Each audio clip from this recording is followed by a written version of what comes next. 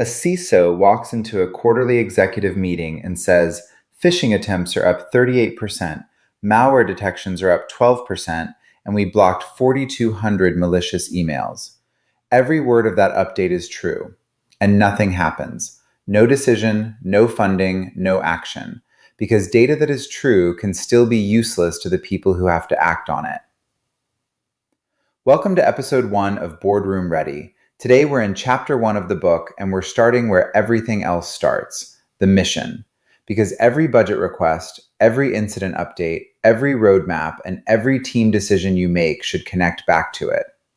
In this episode, the 4-part mission of the modern security leader, the difference between activity and value, how to translate across the 3 audiences you serve, and a tool to define your own security mission so clearly that your analysts and your board would both recognize it. Let's get into it. The modern CISO role is not just a technical leadership position. It is an enterprise leadership role with security at its center. You still have to understand threats, controls, teams, tools, and incidents, but the job doesn't stop there. The job is to turn security into a business capability that protects revenue, supports resilience, builds trust, and helps leaders make better decisions. And let's be honest about something. No serious leader should pretend every attack can be stopped. Prevention matters, but the broader mission is to reduce the likelihood of material harm, improve the organization's ability to withstand disruption, and make sure leaders understand the risks they are accepting. That mission has 4 parts: protect the organization, reduce risk, improve visibility, strengthen controls. Enable the business. Help teams move faster without creating unnecessary exposure. Lead the function. Build capable teams, clear processes, reliable operations, and measurable outcomes. And advise executives and the board. Translate technical reality into risk, options, trade-offs, and decisions. Here's the standard that separates a boardroom-ready CISO. It is not the person who explains every vulnerability in detail. It is the person who can explain what the vulnerability means, what could happen, how likely it is, what it could cost, what options exist, and what decision is needed. Protect, enable, lead, advise. Everything else in this course hangs off those 4. One of the most important shifts in executive security leadership is learning to separate activity from value. Your team does a lot of work, but not every activity automatically becomes a business outcome. Think of it as a ladder: activity, output, outcome, value. Alerts reviewed is activity. Faster containment is an outcome. Fraud losses avoided and customer trust protected, that's value the business recognizes. And understand why this matters. Executives and boards do not reject security because they dislike protection. They reject unclear requests, vague benefits, fear-based arguments, and disconnected metrics. Your role is to show the path from security work to business value.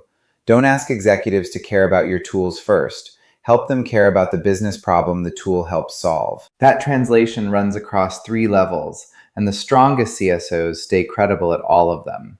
With individual contributors, you understand the reality of alerts, logs, vulnerabilities, control gaps, staffing constraints, and tool friction.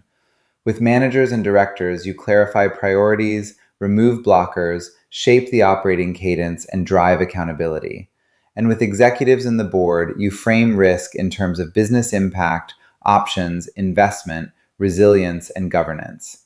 Same program, 3 languages, 1 leader. And here's the trap. A lot of leaders try to sound more executive by becoming vague. Don't trade clarity for polish. The goal is practical translation, not corporate fog. If your team can't recognize the program in what you told the board, you didn't translate, you blurred. Let's go back to that quarterly meeting from the open, because in the real world, this is where the mission gets tested. The first version, phishing up 38%, 4,200 emails blocked, is activity reporting. True, but it doesn't create action. Now listen to the second version. Credential-based attacks are increasing against our finance and customer support teams. Our current controls are blocking most commodity attempts, but we still have exposure around payment verification, executive impersonation, and how fast users report suspicious messages. I recommend funding an identity protection upgrade and a targeted finance verification workflow.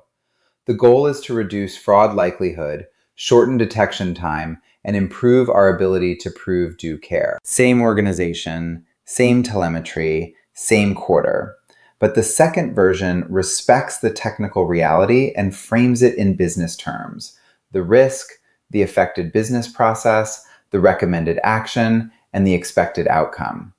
That's the mission in motion. Protect, enable, lead, and advise, all in 90 seconds. That's the update that gets a decision instead of a nod. Now let's build something. This episode's tool is the CISO Mission Brief. It's Appendix A in the book, and it's waiting for you as a Word template in the community. Use it to define the security mission in a way that can be understood by technical teams, executives, and the board at the same time. Here's what a finished one sounds like. Our security mission is to protect the organization's people, data, operations, customers, and reputation while enabling responsible growth. We do this by reducing material cyber risk, improving resilience, building trusted controls, supporting business decisions, and creating clear accountability for security outcomes. One paragraph, no product names, no fear. Any leader in your company could read that and know what your function exists to do. Before you write it, run the career checkpoint from the chapter. 5 questions answered honestly. Can I explain the security program without naming a single tool? Can I connect my team's work to revenue protection, resilience, customer trust, or regulatory exposure? Can I brief an incident without creating panic or false confidence? Can I ask for budget in terms of risk reduction and business value? And can my individual contributors trust that I understand enough of the technical reality to represent them accurately? Then take action this week. Write your 1-paragraph mission statement. Take one current metric and translate it from activity to business value. Identify 3 executive stakeholders and write down what each one cares about most. And prepare a 5-minute explanation of your program that doesn't lead with tools. Do those 4 things and you've already started operating differently. Here's the bottom line. Security leadership is not about being the smartest technical person in every room. It is about being the person who creates clarity, raises the quality of decisions, and helps the organization act before risk becomes damage. That influence is earned through trust, consistency, preparation, and practical judgment. And it has to be earned in both directions. Your analysts need to know you understand the work, and your executives need to know you can see beyond it.